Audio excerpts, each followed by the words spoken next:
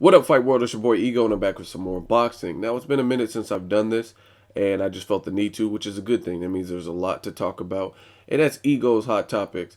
What I want to do is basically in the Hot Topics, I kind of go over multiple things in one video. So it's gonna be like a video for all y'all motherfuckers with ADD. So if you have ADD and you didn't take your Ritalin, this is the video for you. So I'm not going to focus on one subject or one fighter or one topic. I'm just going to give an overview on multiple things that are current and popular in the sport of boxing. So first I want to talk about Mayweather being Peyton Manning. And you're probably wondering, what the fuck? He's not Peyton Manning. He's not white with a big forehead. Like, I'm not saying he's Peyton Manning in terms of pigment or they even play the same sport. But I think this is a really good example of an athlete. You look at Peyton Manning, and the reason I'm bringing this up is because hopefully some of you guys watch other sports other than boxing. Boxing obviously is a great sport, but I also watch other sports as well. And Peyton Manning has been looking absolutely ferocious. And keep in mind, in no means, any way, shape, or form, I have no family in Denver. I don't know anyone from that way. I'm not never been like a huge Manning fan. I'm a 49ers fan since a child. But at the end of the day, when it comes to sports, when I see an athlete who truly possesses a skill set, a level above the rest, when they're clear, when it's just clear to the world that they're gifted, they have something special, I have no choice but to give them credit. And the reason I compare Floyd Mayweather to Peyton Manning is because they're kind of similar if you think about it, if you really analyze it. Peyton Manning being an older quarterback, he's 38 years old. Mayweather being an older, quote unquote, older boxer. Mayweather is 36. And these people have been around for quite some time in their respective sports. And it's only made them better. If you watch Peyton Manning, the way he's able to read defenses and make adjustments on the fly is uncanny. It is fucking ridiculous. And I think that's what makes him a bigger threat. All these other young quarterbacks, like even my quarterback, Kaepernick, Russell Wilson, they have potential and their paths are still being written. As of right now, Peyton Manning is already a Hall of Famer. And as far as the Wilsons and Kaepernick, they don't have the level of experience, obviously, that Peyton Manning has. And I think that's what makes him a dangerous weapon. If you look at Peyton Manning, he doesn't really do any super scrambles like a Russell Wilson would do. He's not like the quickest person, but where he exceeds expectations and where he excels is his intelligence. Like I said, just the ability to make adjustments on the fly, know what the defense is going to do, and he plays the quarterback role in the essential, I guess, how it was written, how it's been. We've seen a change in football as far as what the quarterback's role is. You've seen people emerge like the Michael Vicks and Tim Tebow's where they use their legs as well as their arm, or in Tebow's case, they use their legs and don't use their arm. But Peyton Manning plays in more of a traditional fashion, and I think it's really comparable to what Mayweather does. Again, those are two similarities. Both fighters are older for their respective sports. Both sports, football and boxing, it's a young man's game, truth be told. That's why you see people getting drafted out of college. They're big, they're fast, they're kind of at their prime, that their physical peak to that point, and they're ready and they're hungry and they want to make a name for themselves. And these people, Peyton Manning and Floyd Mayweather, still find a way to win and excel. And I think a lot of it has to do with what they have up top, just their information or their ability to compute information. And I think they're pretty similar in that regard. And that's what makes it hard. It makes it hard to beat a Peyton Manning because you have to outwit him or outsmart him. Even though one person does not control the whole team, I think Peyton Manning's an awesome leader. And I just think he's very similar. A lot of people get mad at Floyd Mayweather, say, "Oh, he runs and stupid stuff." It's like a lot of those people, you probably don't know the sport, or you're hating on him, or you don't know what boxing consists of. He's not running. He's mixing it up and he's doing what he does to get a win. So the same could be argued for Peyton Manning. He's not going to give you 33-yard run because he got a blitz or he got rushed or something like possibly a Kaepernick or Russell Wilson or somebody would do. He's not going to give you that. I've rarely seen him do that. He kind of stays in the pocket, makes his decision, and he floats the ball to you. But he's a technician at what he does. He's very surgical and precise and accurate, which is the same vocabulary words or adjectives that you could use for Floyd Mayweather. So I just wanted to kind of make that quick comparison because as I've been watching football, I've noticed some similarities, even though they play different sports, but just based on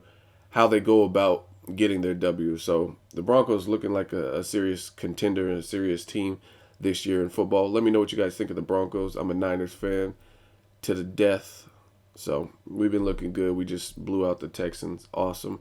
Also, check out my interviews. I've done a lot of interviews. I've been working my ass off.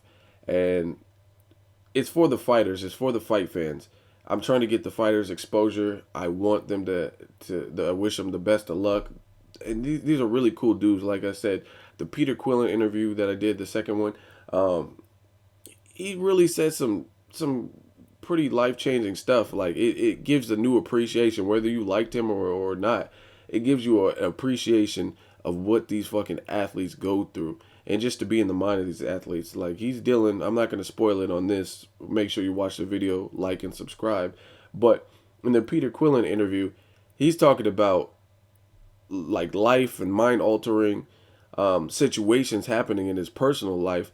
Yet he has a fight at the end of the month. And to me, that's courageous, brave, that he's able to put that aside and still train hard. I mean, obviously the fight hasn't happened, so I don't know what'll happen in the Rosado fight, but it's just crazy. Some people don't have the strength to go on and the strength to continue forward, especially when the going gets tough. So props to these athletes. Like I think these athletes and their work ethic is just making me a monster because I feel very sharp and trying to get a lot of different content uploaded and out to you guys from the page. So just respect the process.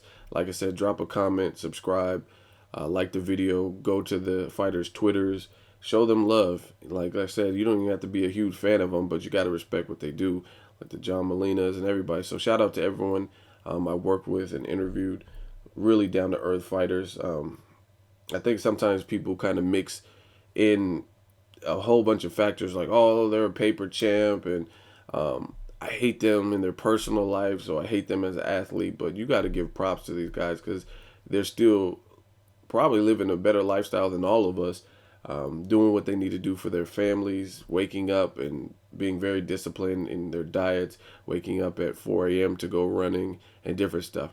And I guarantee you, probably even the worst champion is at least doing that, training hard. Minus Chavez Jr. I don't know about him. I don't know if he's training hard. So make sure you check out my interviews and shout out to all the people who were involved in that. Also, check out my video about Cotto. Like I said, some people left great comments. By no means am I shitting on Cotto because I would never do that to a living legend. That's not my style. But I am a realist. So the stuff I said about Cotto, some people are going to be mad and offended, but it is what it is. And on my channel, I'm not going to sugarcoat it for the sake of someone being Baricua or a Cotto fan, because I'm a Cotto fan. But some of you guys are sounding crazy and saying the Delvin Rodriguez fight is going to be the determining factor of how Cotto looks in future fights. And I don't believe that. I think that's good for his confidence, and we'll see what he does next. And in other quick news, I heard James Kirkland is making a comeback. He got signed to SMS Promotions. I don't have all that much information, but I heard he gained weight and he's no longer fighting at a 154. Can he ever go back down to possibly face like a Edeslani Lara or a Saul Canelo Alvarez? Hopefully. But I heard he gained a lot of weight in his downtime where he was dealing with legal issues and trainer switches.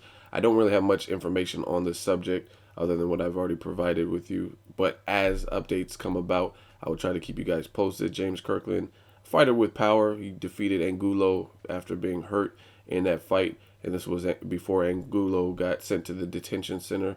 I would love to see a rematch with them. Would love to see a fight with Canelo. If he looks like the same James Kirkland. If it's the James Kirkland that got knocked out by Ishida, I don't want to see him against Canelo because it's not the right one. If it's the James Kirkland that showed up against Carlos Molina and took fucking blue matrix pills or whatever the fuck he was talking about, I don't want to see it. But if it's the focused James Kirkland that defeated Angulo, I would love to see a fight with him and Canelo.